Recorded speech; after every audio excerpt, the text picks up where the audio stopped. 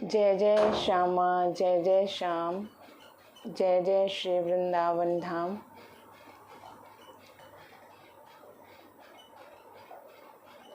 लाला प्रकट भैया के ब्रज में लडुआ बटे, लाला प्रकट भैया के ब्रज में लडुआ बटे।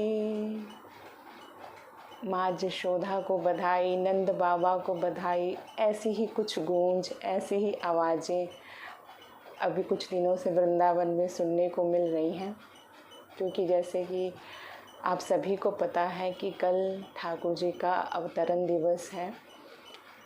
तो पूरे विश्व में, बल्कि भारत में ही नहीं, पूरे विश्व में भगवान कृष्ण का जन्म महोत्सव, अवतरण महोत्सव बड़ी धूमधाम से, बड़े उल्लास के साथ मनाया जाता है।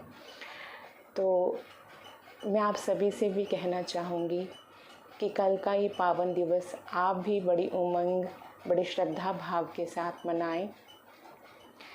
जैसे कि हमारे शास्त्रों में भी कहा है कि जन्माष्टमी का व्रत, उसको मतलब जन्माष्टमी के व्रत करने का जो फल है वो कई एकादशी जो हम लोग व्रत करते हैं एकादशी का, उससे भी कहीं बढ़कर के है। मतलब करोड़ों एकादशी व्रत करने का जो फल होता है वो जन्माष्टमी व्रत करने का मिलता है। तो आप लोग बड़े ही प्रेम भाव के साथ ये व्रत रखें। व्रत केवल ऐसा नहीं है कि हाँ हमें फलाहार करना है, मतलब पूरा दिन कल का हर तरह से आपका जो आहार है, केवल जीवा का आहार नहीं, चाहे वो कानों का आहार है, चाहे आँखों का आहार है, जो भी है सब पवित्र होना चाहिए। कल आप पावन पावन शब्द ही बोलें, और शब्द मतलब उन्हीं का नाम संकीर्तन, उन्हीं का नाम जाप ज़्यादा से ज़्यादा करें, और कानों से भी उन्हीं की लीला का श्रवण करें, उन्हीं के नामों का गुणगान सुने। और फलाहार में भी मैं यही कहूँगी, जितना आपसे कम खाया जा सके उतना ही कम खाइए, और हृदय से ज़्यादा भगवान श्री कृष्ण का चिंतन, जो भी आपका गुरु मंत्र है उसका जाप घी का दीपक लगा करके, और हो सके तो तुलसी दल से, चाहे शालिग्राम जी का, चाहे अपने ठाकुर जी के आगे तुलसी दल से अर्चन करें, उनकी आरती, उनको भोग लगाना। ये सब आप जो भी आपके श्रद्धा भाव के साथ, जो भी आपके मन में भाव बने, उसी के अनुसार आप सभी लोग करें। इसके साथ साथ मैं आपको एक आज और विशेष सूचना देना चाह रही हूँ। वैसे तो जब से अपना वृंदावन आश्रम बन रहा था, जिस दिन मतलब एक इसका भूमि पूजन रखा था, नींव रखी गई थी, उसी दिन हमारे मन में ऐसा संकल्प आया था। श्री जी के चरणों में एक तरह से एक हम तो संकल्प रख देते हैं, अब पूरा कैसे करना है ये सब उन्हीं के ऊपर होता है, उन्हीं को सौंप देते हैं। तो उसी दिन हमारे मन में ऐसा आया कि लगता है अब जो ये बनने जा रहा है ये 2 साल के अंदर बन कर के तैयार हो जाना चाहिए, और ठीक 2 वर्ष में श्री जी की कृपा से अपना ये वृंदावन आश्रम बन कर के पूरी तरह से तैयार हो गया। और तभी से मन में ये भी चल रहा था लगभग 1 साल से कि जो ये 2021 है, इसमें ऐसा चल रहा था कि आश्रम भी बन कर के तैयार हो जाएगा। और इस वर्ष में शायद आप सभी को भी ये ज्ञात होगा, और नहीं है तो मैं आपको बता देना चाहती हूँ कि आने वाली जो पूर्णिमा है, इसी भाद्र की पूर्णिमा को अपने गुरु जी मतलब स्वामी जी का जन्म महोत्सव है, जो कि हम लोग भाद्र पूर्णिमा को मनाते हैं हर बार। लेकिन इस बार 2021 में वो 50 वर्ष के पूरे हो रहे हैं, ये 50वां जन्म दिवस है उनका। तो मेरे मन में काफ़ी समय से ये था कि जब ऐसा ये अवसर आएगा, कुछ ना कुछ विशेष हम लोग करें, क्योंकि वृंदावन का आश्रम भी तैयार हो जाएगा। तो पहले तो हमारे मन में यही था कि भागवत सप्ताह यज्ञ किया जाए। तो लेकिन मन में चल तो रहा था, लेकिन ये जब ऐसा सोच के देखा गया तो ऐसा लगा क्या ऐसा होगा कि आप लोगों की तरफ देखते हुए कि क्या ऐसे लोग होंगे जो 8 दिन तक यहाँ रहकर कथा भी श्रवण करें और यहाँ की व्यवस्था को भी संभालें, सेवा भी करें। तो थोड़ा जब एक नज़र डाली गई तो ऐसा एकदम से नहीं लगा, ऐसा कोई आप लोगों की तरफ से भी कुछ विशेष रूप से जब ऐसा उत्साह नहीं देखा गया, तो हमने सोचा कि मान लो कोई ऐसे 25-30 लोग श्रवण करने वाले ना हों तो ऐसे तो सुनाने का भी आनंद नहीं आता। और फिर व्यवस्था को भी देखते हुए कि 8 दिन व्यवस्था कौन देखेगा, कौन संभालेगा, ये सोच करके फ़िलहाल हमने फिर यही सोचा कि राधा अष्टमी से 14 तारीख से, जो अभी आने वाली 14 सितंबर से 11 ब्राह्मणों के द्वारा पुरुष सूक्त का पाठ रखा जाएगा। जो भी संख्या स्वामी जी निश्चित करेंगे उसी संख्या के अनुसार पुरुष सूक्त का पाठ। और एक और भी आनंद की बात ये है कि वैसे तो ये श्री जी की कृपा है कि वो अपने ब्रजवासियों के माध्यम से ये कृपा करवाते हैं, तो किसी ब्रजवासी का ही एक स्नेह है हमारे प्रति, प्रेम है। तो उन्होंने कहा कि मैं अपनी तरफ से, मैं उनके मन में ये संकल्प आया कि मैं अपनी तरफ से आपके लिए ये चाहता हूँ कि आप अपनी इस कुटिया में गिरिराज शिला की स्थापना करें, मतलब गिरिराज जी को पधराएं। तो उन्हीं का ऐसा कहना है कि राधा अष्टमी वाले दिन ही हम लोग गिरिराज जी को यहाँ विराजमान करें। तो उसी दिन से पाठ भी प्रारंभ होगा 11 ब्राह्मणों के द्वारा, और वही 20 तारीख तक, 14 से 20 तारीख तक पाठ चलेगा। 20 को पाठ का समापन होगा और उन्हीं दिनों में रोज़ ही गिरिराज जी का अभिषेक, उनका अर्चन भी चलता रहेगा और पाठ भी चलता रहेगा।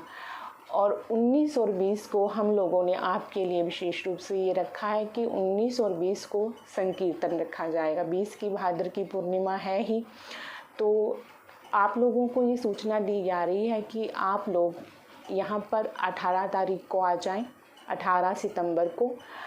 और 19 को भी हमारा मन है कि जमुना जी के किनारे ठाकुर जी का नाम संकीर्तन किया जाए। और 20 को पाठ का समापन भी है, और उस दिन भी संकीर्तन, जो भी एक जन्म दिवस की विधि होगी वो सब हम सभी मिलकर के मनाएं। और उसी दिन भंडारा, और 20 की शाम को आप लोग वापसी कर सकते हो, वो आपके ऊपर है। तो और ये भी आपको हमें बताना होगा कि आप लोग अपने रुकने की व्यवस्था खुद कर पाओ तो अच्छा है। अगर हमारे माध्यम से करवाना चाहते हो तो फिर आपको अभी कुछ ही दिनों में, मतलब 4-5 सितंबर तक हमें बताना होगा, उसी हिसाब से हम आपके रूम्स बुक करा सकें, क्योंकि एकदम से तो फिर ज़्यादा रूम्स मिलते नहीं हैं, पहले से ही बुकिंग करना अच्छा है।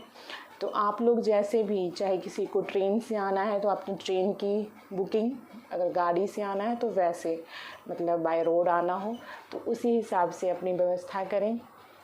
वैसे तो ये सब मैं आप लोगों की तरफ से चाहा करती थी कि आप लोग सभी अपने मन का एक कोई संकल्प हमारे सामने रखें कि हाँ दीदी ऐसा करना चाहिए हमें, ऐसा। लेकिन चलो, हमें पता है कि हमसे ज़्यादा हमारे ये सभी लोग ही बड़े वैराग्यवान हैं, अपने आप नहीं कुछ सोच पाते। लेकिन अगर हमने सोचा है, कम से कम इतना तो मैं आप लोगों से ज़रूर चाहूँगी कि इसको आप लोग बड़े उत्साह के साथ मनाएं, क्योंकि ऐसा तो है नहीं है कि ये 50वां जन्मदिवस फिर भी आ जाएगा। वो तो अब निकल गया सो निकल गया। और वैसे भी मुझे ये लगता है कि हमारे पास कोई मतलब हमारे बस यही था कि एक तरह से वृंदावन आ गए तो एक जीवन को विश्राम मिल गया ठाकुर जी के श्री चरणों में। अब हमारे मन में कोई ज़्यादा इच्छा नहीं है कि यहाँ पर भी कोई बहुत समय तक रहना है। वैसे तो जो ठाकुर जी चाहें, जैसे उनकी इच्छा जब तक रखें, लेकिन फिर भी हमें ये लगता है कि जैसे स्वामी जी हमेशा कहते रहते हैं, आप लोगों ने कथा में कई बार श्रवण किया है, लेकिन आप लोग सुनते तो हो लेकिन याद नहीं रख पाते, लेकिन हम सुनाते हैं तो ऐसा नहीं कि आप लोगों के लिए, खुद के लिए भी। तो जैसे स्वामी जी कहा करते हैं ना कि 50 के बाद तो एक वानप्रस्थ जीवन, मतलब वन की तैयारी होनी चाहिए 50 के बाद, क्योंकि गिनती में भी जैसे 51, 52 आता है, तो वन की तैयारी होनी चाहिए। लेकिन आजकल की उम्र के हिसाब से तो पहले की बात थी, जो कि आज से 100 साल पहले की ये बात होती थी कि 50 के बाद वानप्रस्थ, लेकिन आजकल का जैसे समय है इसमें तो उम्र का कोई पता नहीं है कि कब किसका बुलावा आ जाए। तो स्वामी जी का ऐसा कहना होता है कि 50 के बाद तो बस अपना सामान समेटना शुरू कर देना चाहिए, बिखेरना नहीं बल्कि समेटना चाहिए। तो बस उस समय तो अपना भगवत चिंतन। तो हमें तो ये लगता है कि जल्दी जल्दी से यहाँ से आगे की यात्रा करें। अब ठाकुर जी ने यहाँ तक बुलाया, इसके बाद बस यहाँ भी ज़्यादा नहीं, आगे की, वो भी उनके लोग की, कोई भी कैसी भी वो जैसा हमारे लिए चाहे आगे की यात्रा करें। इसलिए ऐसा नहीं है कि बार बार ये अवसर मिलेंगे, तो ये अवसर मिल रहा है, आप लोग इसका खूब एक आनंद लें। बड़े उत्साह के साथ, बड़े श्रद्धा भाव के साथ हम लोग ये दिवस मनाएं। और बाकी एक तरह से बस ये तो चलो हम ये कहें कि इसको हम निमित्त बना रहे हैं, एक तरह से यही है कि हम सब आपस में मिलेंगे, वृंदावन धाम में रुकेंगे, आप लोगों को आने का एक अवसर मिलेगा, ठाकुर का गुणगान करने का, उनका गुणगान सुनने का आप लोगों को मौका मिलेगा, वृंदावन धाम में एक रुकने का। मैंने कहा ना कि अपने आप तो आप लोग सोच नहीं पाते, कुछ कर नहीं पाते, तो इसी चीज़ के साथ और अपने जो भी आप लोगों को कब आना है, कैसे, कौन सी डेट को आपको रूम्स बुक कराने हैं, अगर कुछ भी ऐसी सूचना देनी हो तो चाहे स्वामी जी को चाहे मुझे आप लोग बता सकते हो। और आप सभी हमारी तरफ से बड़े प्रेम भाव से आप लोगों के लिए निमंत्रण है, आमंत्रित हो आप लोग, बड़े भाव के साथ आएँ। बाकी सच्चाई में कहें तो कि जन्मदिन तो ना एक तरह से एक बहाना है। सच्चाई तो ये है कि जन्मदिन तो एक बहाना है, आप सभी को श्री वृंदावन धाम बुलाना है और बिहारी जी से मिलाना है।